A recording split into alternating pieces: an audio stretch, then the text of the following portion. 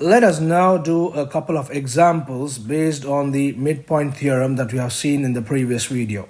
Okay, let us quickly recall what the midpoint theorem says. For the midpoint theorem, if you have a triangle ABC and if you have a line joining the midpoints of two sides of the triangle, then that line is parallel to the third side of the triangle, and also that line is half the length of the third side. That is what the midpoint theorem says.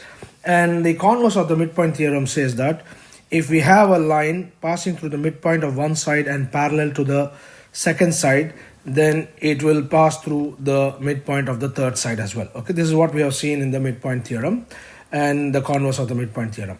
So now let us do these two examples today in this video where we will apply the midpoint theorem. Okay, so the first example, we are given a triangle ABC and we are given the midpoints of the three sides of the triangle, D, E and F. So D is the midpoint of AB, E is the midpoint of BC, and F is the midpoint of AC.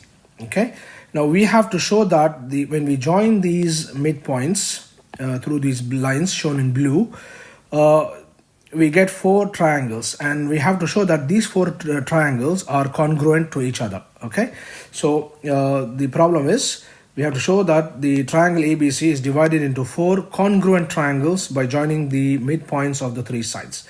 Okay, so let us start with the first line segment which joins the two midpoints D and E. Okay, we'll do this. D is the midpoint of AB and E is the midpoint of BC. So DE is the line segment joining the midpoints of these two sides. So that will be parallel to the third side AC. So DE is going to be parallel to the third side AC by the midpoint theorem. This is what we have stated here. Why? Because D and E are the midpoints of AB and BC respectively. So therefore we have DE parallel to AC. Similarly, we can look at D and F. Okay, the midpoints of AB and AC.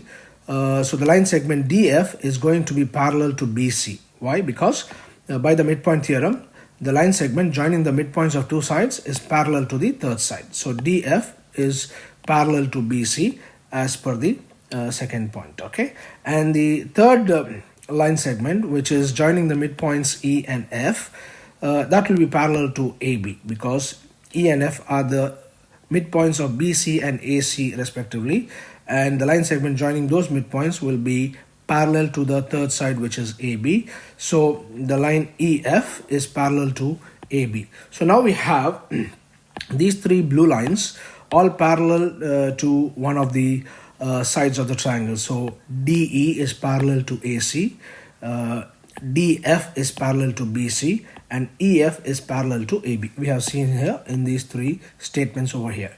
Now that we have these three lines to be parallel to each other, what we notice is that in the figure, this creates three different parallelograms. So from the line segments, we can form three different parallelograms. The first parallelogram is ADEF. Why we say it's a parallelogram? Because EF is parallel to AB, so therefore EF is going to be parallel to AD as well.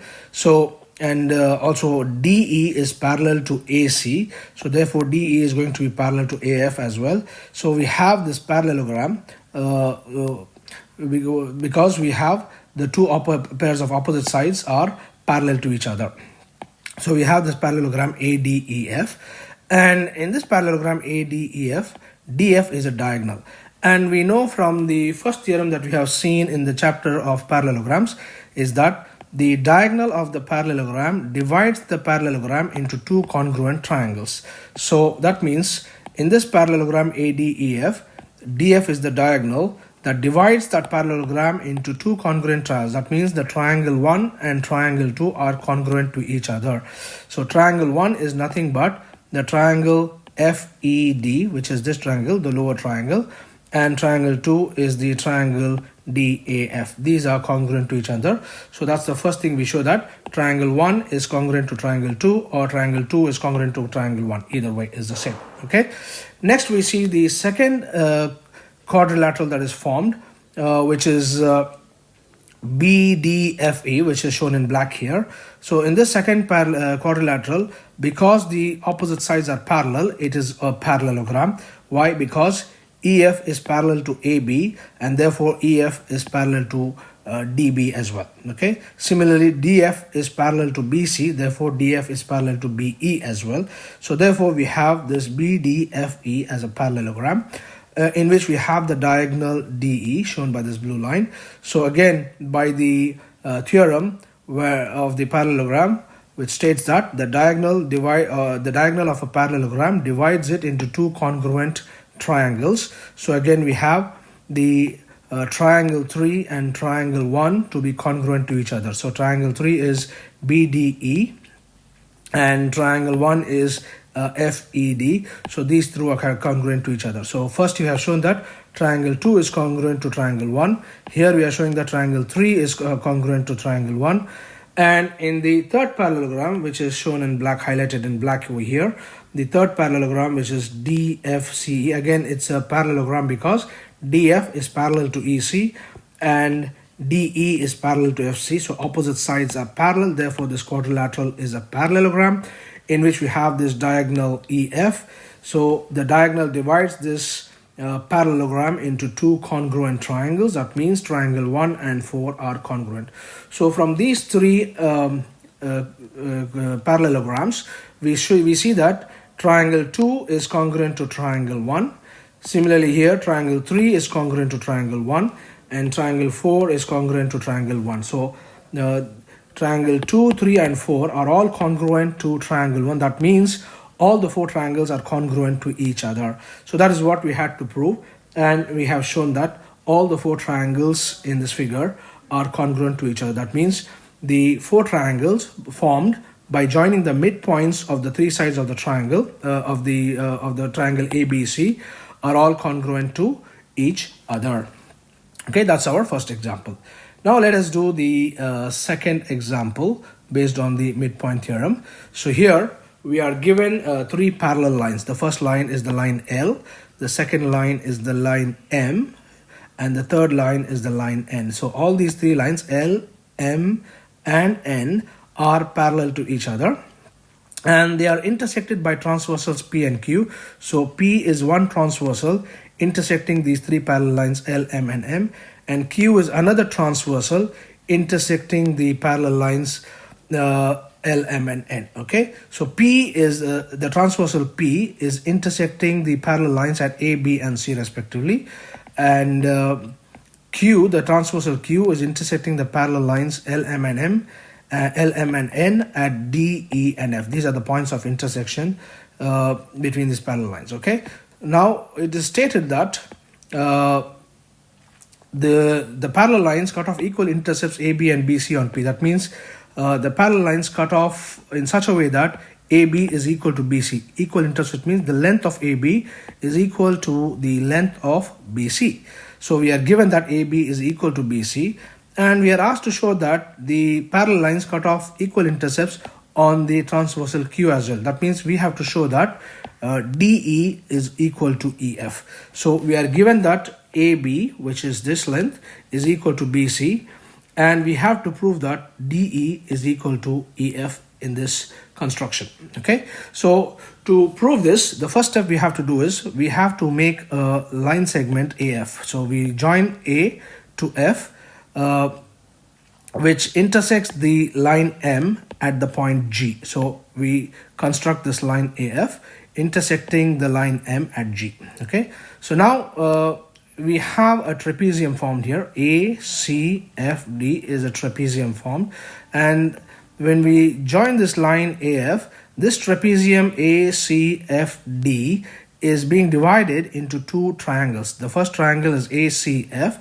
and the second triangle is AFD. So the trapezium ACFD is divided into two triangles ACF and AFD. Okay, that's our construction. Now let's look at each of these triangles one by one. So we will first look at the triangle ACF, which is this triangle over here, ACF. Now in triangle ACF, the point B is the midpoint of AC, this is given in the question. Why? Because AB is equal to BC, so therefore B is the midpoint of AC. And we also know that the line M and the line N are parallel to each other, so that means BG is parallel to CF. So when we have a triangle in which a line is passing through the midpoint of one side and parallel to the second side, then by the converse of the midpoint theorem, it is also passing through the midpoint of the third side. So we have this line BG passing through the midpoint B of AC and parallel to the line CF. So therefore it is passing through the midpoint of AF. So therefore we see that G is the midpoint of AF. That means AG is equal to GF, since we have M and N parallel to each other. Okay, so therefore we show that G is the midpoint of AF. That means AG is equal to GF. So that's the first thing we prove. By observing the triangle ACF, we have shown that AG is equal to GF, or in other words, G is the midpoint of AF. And we show that by using the converse of the midpoint theorem. Once we have shown that G is the midpoint of AF, now we look at the triangle AFD. That's the second triangle over here. And we will try to prove that E is the midpoint of DF. Okay, so let us now look at the second triangle, which is AFD. In this triangle, we already know from the previous step that G is the midpoint of AF, and the line GE is parallel to AD. Why? Because L and M are parallel to each other. The red lines are all parallel to each other. So therefore, G is the midpoint of AF, and the line GE is parallel to the line AD. So therefore, by the converse of the midpoint theorem, a line passing through the midpoint of one side of the triangle and parallel to the second side will also be passing through the midpoint of the third side. So this line GE passing through the midpoint of AF parallel to AD, it means that it is passing through the midpoint of DF. So that means E is going to be the midpoint of DF. That means DE is equal to EF. So we are supposed to prove that DE is equal to EF. So we have shown that E is the midpoint of DF.